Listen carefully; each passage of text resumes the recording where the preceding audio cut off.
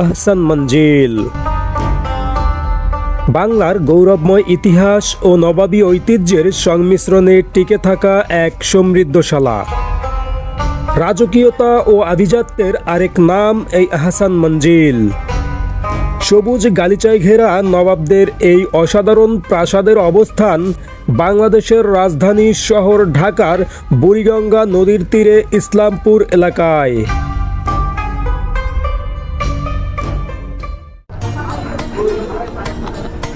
প্রিয় দর্শক, আমি এখন দাঁড়িয়ে আছি আহসান মঞ্জিলের গেটের সামনে। আর আজকে এই ভিডিওতে আমি আপনাদের সাথে শেয়ার করতে যাচ্ছি আহসান মঞ্জিলের সকল সৌন্দর্য এবং আহসান মঞ্জিলকে ঘিরে নবাবদের সকল ইতিহাস। প্রিয় দর্শক, তাহলে চলুন আপনাদেরকে সাথে নিয়েই ভিতরে যাওয়া যাক। আহসান মঞ্জিলে প্রবেশ করার জন্য টিকিট কাউন্টার থেকে টিকিট সংগ্রহ করতে হবে।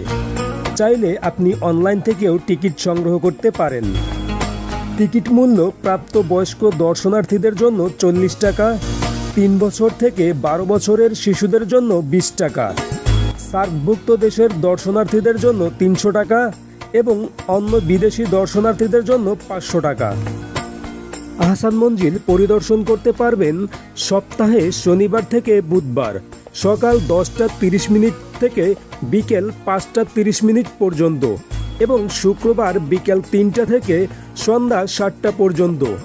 সাপ্তাহিক ছুটির দিন বৃহস্পতিবার, তবে সরকারি ছুটির দিন আহসান মঞ্জিল বন্ধ থাকে।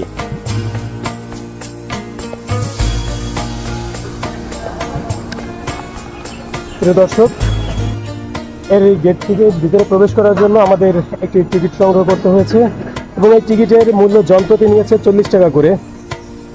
আর আপনারা দেখতে পাচ্ছেন এই যে এখানে আপনি যদি কোনো ব্যাগ বা কোনো লাগেজ থাকে তাহলে সেক্ষেত্রে আপনি এইখানে জমা রাখতে পারেন এবং আপনাকে এই জমা রাখার ক্ষেত্রে এই যে আপনাকে একটা টোকেন দেওয়া হবে, এই টোকেনটা আপনি আবার যখন তাদেরকে জমা দেবেন তখন আপনাদের ব্যাগগুলো তারা ফেরত দিবে।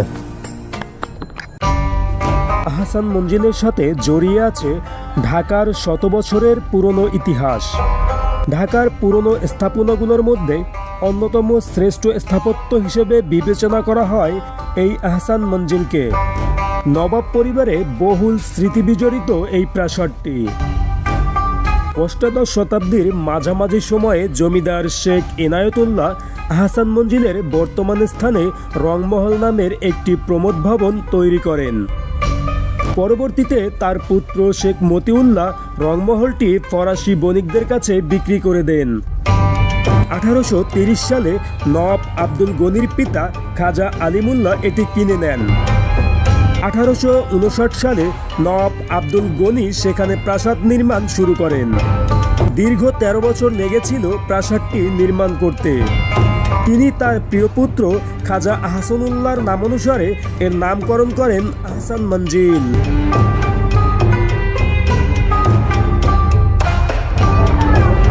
প্রিয় দর্শক, এই আহসান মঞ্জিলের উপরে যে গম্বুজটি দেখতে পাচ্ছেন, এই গম্বুজটি মোটামুটি ভূমিকম্পের কারণে দুবার ক্ষতিগ্রস্ত হয়েছে। একবার হয়েছে 1888 সালের 7 এপ্রিল এবং পরবর্তীতে হয়েছে 1897 সালের 12 জুন। আহসান মঞ্জিলের রাজকীয়তা বা এর আভিজাত্য কখনো ফোনে বা ক্যামেরায় ছবি ক্যাপচার করে বা ভিডিও ধারণ করে এর সৌন্দর্য দেখানো সম্ভব না। আহসান মঞ্জিলের আসল সৌন্দর্য দেখতে হলে আপনাকে অবশ্যই নান্দনিক এই প্রাসাদে আসতে হবে। আপনাকে রংমহলে প্রবেশ করার জন্য এই যে দেখতে পাচ্ছেন, এটা হচ্ছে এই রংমহলের সামন সাইড এবং এইখান থেকে এই রাস্তা ধরে এই যে দেখতে পাচ্ছেন এখান থেকে আপনাকে ভিতরে এন্ট্রি করতে হবে, ভিতরে ঢুকতে হবে এবং ভিতরে থেকে ওই সামনে থেকে আপনাকে বের হয়ে তারপর আপনাকে যেতে হবে হচ্ছে আন্দারমহলে। আহসান মঞ্জিলের নিচতলার পূর্বাংশে অবস্থিত কক্ষটিতে ভবনের সংক্ষিপ্ত ইতিহাস, সংস্কার, পূর্ব ও পরবর্তী আলোকচিত্র ও পেন্টিং প্রদর্শিত করা হয়েছে। এছাড়া এই কক্ষটিতে রয়েছে তারজালি কাজের তৈরি প্রাসাদের একটি মডেল। প্রাসাদ ভবনের সাথে জড়িত উল্লেখযোগ্য ঐতিহাসিক তথ্য এখানে তুলে ধরা হয়েছে। এর আদি স্থাপত্য বৈশিষ্ট্য, বিবর্তিত রূপ আলোকচিত্রের মাধ্যমে প্রদর্শিত করা হয়েছে। এছাড়াও এই প্রাসাদে ব্যবহৃত কাঠগ্লাসের ঝাড়বাতি ও তৈজসপত্রের নমুনাও রয়েছে।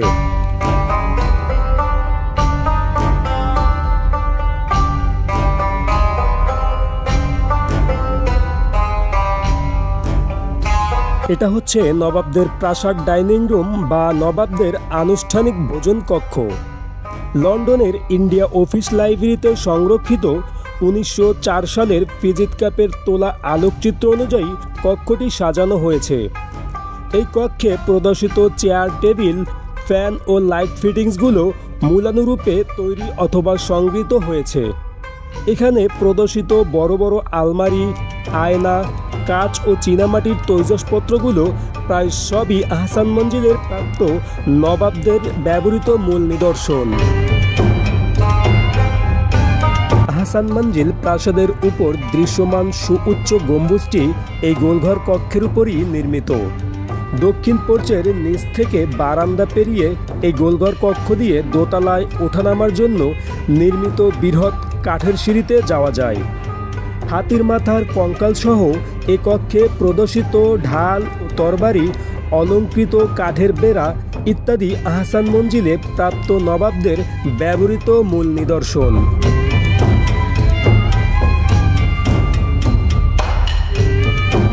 রংমহলে প্রবেশের মাত্রই চোখে পড়বে এই প্রধান সিঁড়িঘর। বাংলার স্থাপত্য এরূপ বৈশিষ্ট্যমণ্ডিত কাঠের সিঁড়ি সাধারণত দেখা যায় না। 1904 সালে গৃহীত আলোকচিত্র অনুযায়ী সিঁড়িটি সংস্কার সাধন ও মূলানুরূপে নিদর্শন দিয়েই সজ্জিত করা হয়েছে। এখানে প্রদর্শিত বর্ষা, বল্লম, ঢাল, তরোয়ার এগুলো আহসান মঞ্জিলে প্রাপ্ত। নবাব আহসানুল্লাহর কন্যা Nawabzadi Akhtar Banu Begum sir Ahsanullah memorial hospital নামে একটি হাসপাতাল প্রতিষ্ঠা করেন। আহসান মঞ্জিলে উক্ত হাসপাতালের ব্যবহৃত বেশ কিছু সরঞ্জামাদি ও খাতাপত্র এখানে পাওয়া যায়, যার কিছু এই কক্ষে প্রদর্শন করা হয়েছে।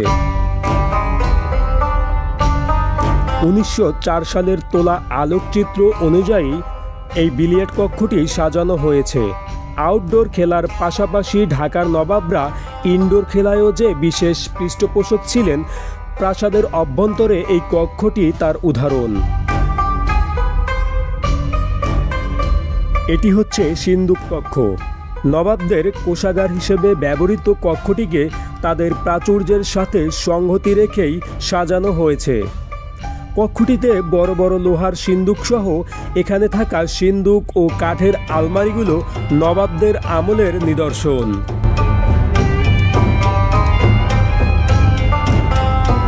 ঢাকার নবাব পরিবারের স্বনামধন্য ব্যক্তিদের পরিচিতি এই কক্ষে পরিদর্শন করা হয়েছে এবং তাদের ছবি প্রদর্শনের পাশাপাশি তাদের সংক্ষিপ্ত জীবনী এখানে তুলে ধরা হয়েছে। এছাড়াও এই কক্ষে ঢাকার আদিপুরুষ থেকে সম্প্রতিকাল পর্যন্ত বংশধরের বিভিন্ন শাখা প্রশাখা দেখিয়ে একটি বংশতালিকা প্রদর্শিত হয়েছে।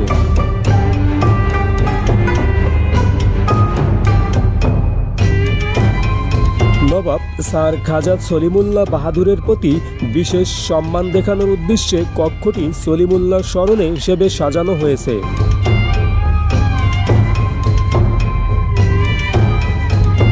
নবাব সলিমুল্লাহর ছোটবেলা থেকে বিভিন্ন সময়ের আলোকচিত্র ও তথ্যাদি দ্বারা এই কক্ষটি সাজানো হয়েছে।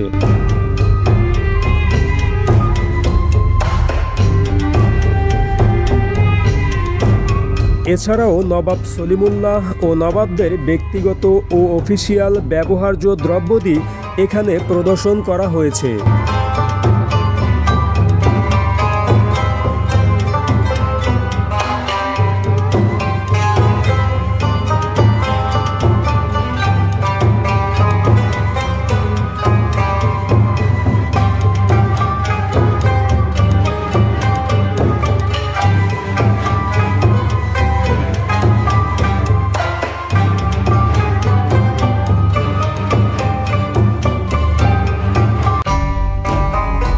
এটি হচ্ছে লাইব্রেরি কক্ষ।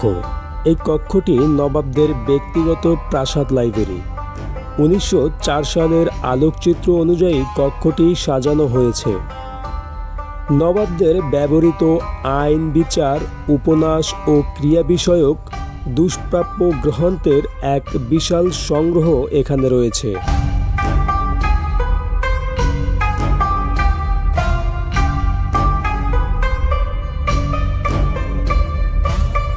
Card room. এই কক্ষটি হচ্ছে ঢাকার নবাবদের তাস খেলার কক্ষ, যা 1904 সালের তোলা আলোকচিত্র অনুযায়ী সাজানো হয়েছে। এই কক্ষে বসেই তখন নবাবরা তাস খেলত।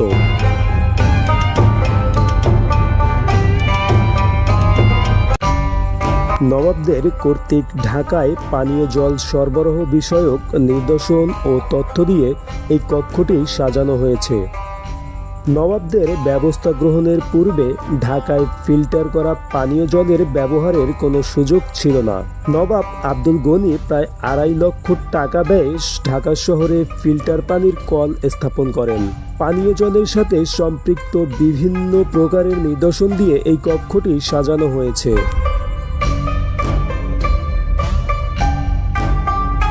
বিশিষ্ট ও রাজকীয় অতিথিদের বিশ্রামের জন্য এ প্রাসাদে স্টেট রুম বা বিশ্রামের কক্ষ নির্দিষ্ট থাকত।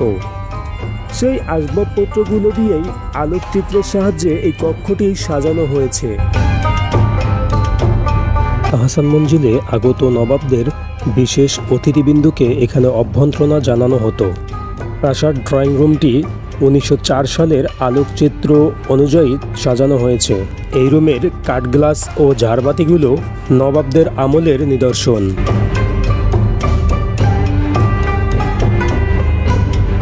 বাংলাদেশের স্বাধীনতার পর অযত্ন ও অপব্যবহারে আহসান মঞ্জিল ধ্বংসের দ্বারপ্রান্তে পৌঁছে যায়।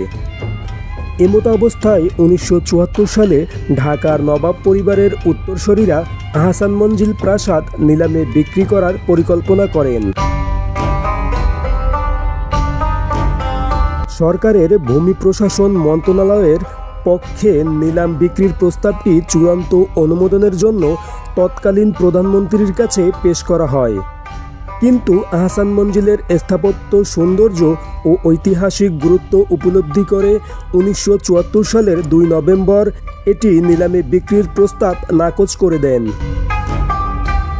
ইতিহাস ও স্থাপত্য নিদর্শন সংরক্ষণের জন্য আহসান মঞ্জিল ভবনটি সংস্কার, সৌন্দর্যবর্ধন, জাদুঘরে রূপান্তর বাস্তবায়নের কাজ আরম্ভ হয় 1986 সালে এবং 1992 সালের 20 নভেম্বর আহসান মঞ্জিল জাদুঘরের আনুষ্ঠানিক উদ্বোধন ও জনসাধারণের পরিদর্শনের জন্য উন্মুক্ত করে দেন।